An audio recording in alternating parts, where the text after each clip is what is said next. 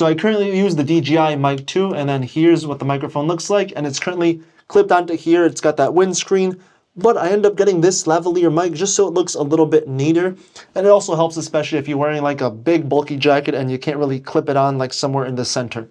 So here's what the package looks like. There's this little sticker at the bottom that just peels right off, and then I can open it up like so. And inside the box, we get two things. There's like this instruction manual, and then followed by the lavalier mic itself. So here's the lavalier mic, here's the DJI mic, so you can get a comparison of how big it is. And one cool thing that I noticed about this is the fact that you can rotate this. So it makes it easier. So when I clip it down, I can orient it, to whatever orientation I have it. And then this cable is actually fairly short. It's not the longest I've seen, but that means you won't have some extra slack when you actually go ahead and attach it to yourself. So in this case, with my other lavalier mic, I would put it sort of in the back, and I think, yeah, this definitely is enough room actually to clip it on the back. So the way to go about this is with the mic right here, place it right on top, just like so, and then clip it wherever you want. In this case, I'll clip it to the side, to the back, just so it gets out of view, kind of like that. And then this will go right up my shirt, just like this, and then attach it to the top here.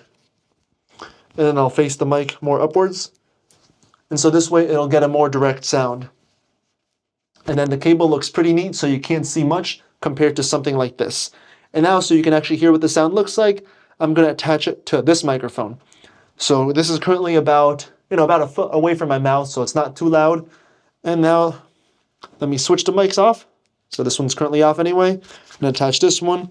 And by the way, one thing I like about DJI is the fact that it already comes with this magnet on the back, so it just makes it easy to clip onto your clothes and anything.